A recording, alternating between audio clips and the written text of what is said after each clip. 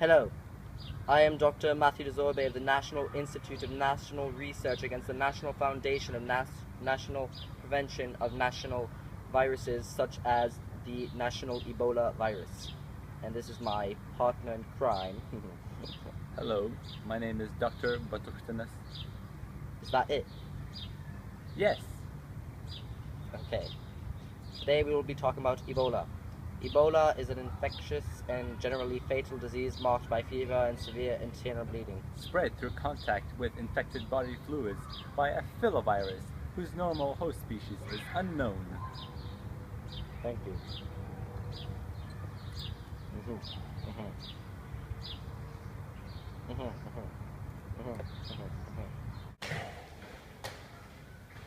Oh, no! No! Sir, call 911. He's unconscious. Baby, are you okay? Oh.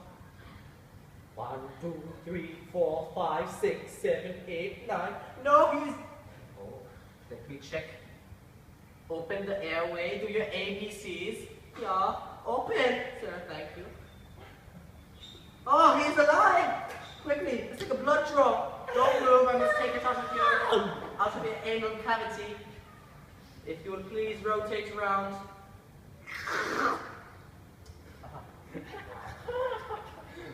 No.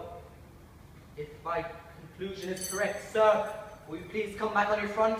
I'm going to spray you with some anti-cream. Okay, it works. I must now take a saliva draw. I must now look at me, sir. No, you have a virus, sir. Oh, oh, don't worry, I'm equipped with that. This is also cold water. It helps with. Sir, stop crying, please. I know this is a fatal injury. But please stop crying. Is your head okay? No laceration to the head. I think he will survive. Look at me. I will check for a concussion. No concussion. Just drink this for me, please, sir. It's also water. Oh yes. Please stay on your side. Oh. Okay. So now that we have completed testing, will you please stand up? Hey, wake up, wake up, wake up, wake up, wake up, wake up, wake up, wake up, wake up, wake up. Sir, stand up, stand up, stand up, stand up. What color do you see? It's very important to determine the disease. Yellow. Okay, you are colorblind, but that is not the problem at hand. If you would please stand back. You, sir, have a fatal virus known as Ebola. Have you visited any African nations recently? Yes, I visited the Museum of Central Africa. Did you come back in a airplane full of people? Yes. Were those people infected? Yes. Okay. Well, not only are you affected now, but I am infected. I'm getting ready for surgery. Quick! We have no time, nurse. We must operate on him now. He is dying of Ebola. We must put our protective suits on and wash our hands continuously during this operation. To make sure the anesthesia is working correctly, I will use this apparatus. Sir! Can you hear me? He's out. Just switch. Scalpel.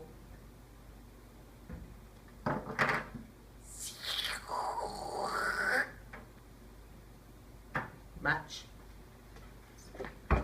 The symptoms of Ebola include fever, severe headache, muscle pain, weakness, fatigue, diarrhea, vomiting, abdominal or stomach pain, and unexplained hemorrhage, which is bleeding or bruising.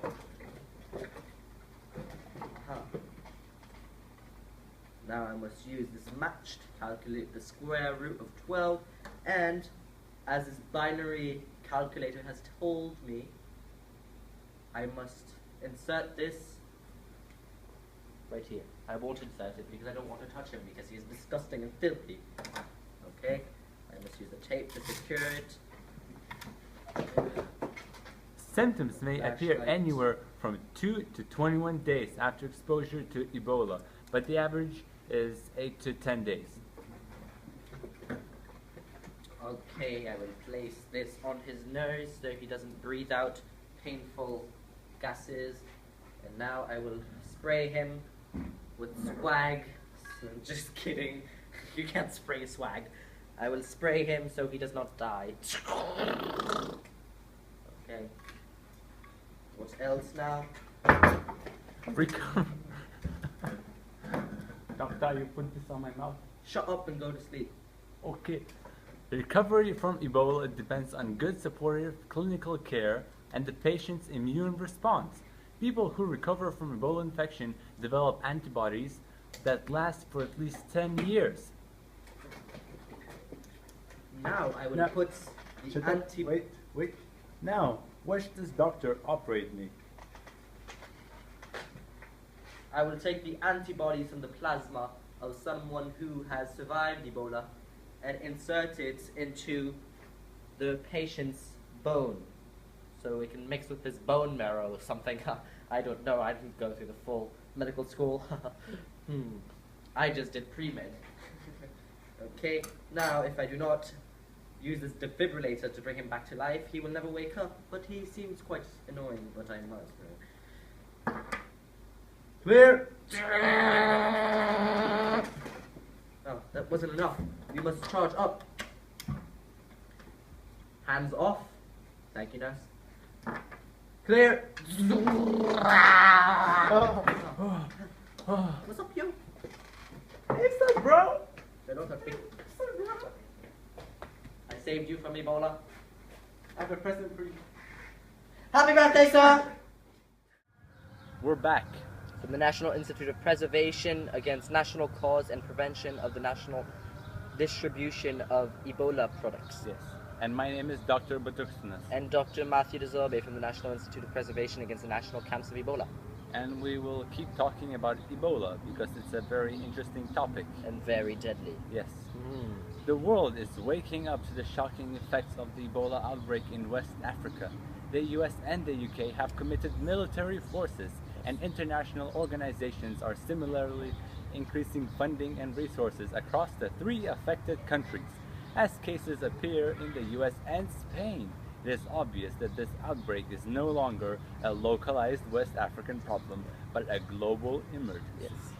Yes. To continue on my partner's point, if any more of warning were needed, the death of Liberian in Texas on Wednesday indicates the need for a unified global response, a call that was made by the Liberian government many months ago.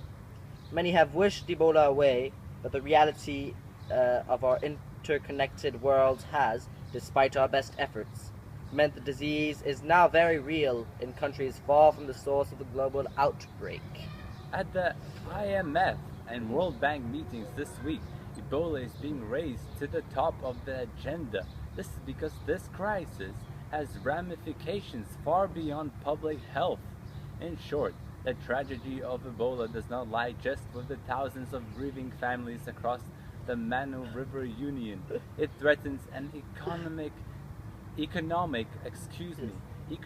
catastrophe that will affect a generation.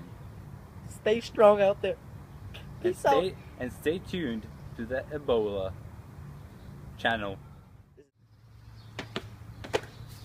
This man is crazy. He is infected with the disease of Ebola, the virus, and he is running around this highly populated campus looking for some medicine to treat his deadly virus. He is running around the city, going through lunch boxes of young children, stealing their food, in desperate need and search of medicine. He is now going to the women's bathroom. He realized that this is the wrong bathroom because it's the women's bathroom. and now he is going into the men's bathroom, which is locked. He keeps on running as the search for medicine is crucial to decide whether this young man will live or die. His endurance is really what is going to keep him alive. Dehydration and many fluids will cause him to die faster, especially in this heat of the blazing sun of Liberia. This man is currently taking a nap, and when he will wake up, he will be twice as dehydrated and twice as tired, as all his bodily fluids have been washed out through diarrhea, vomiting, and sweat caused by the heat and by the virus symptoms. Local authorities. This man lives in a slum in Africa and is looking for food or even medicine for him and his family. As his disease progresses, he is becoming more and more dangerous and weird. On his back, as you can see, he has a blanket, and that's donated by very developed countries which have a lot of money. This disease also displaces many people and causes them to move to other places so that they have more food and even medicine. I so cold in this hot sun. I so cold. Now this person is very dehydrated because he lost his home because of all the people trying to steal his food.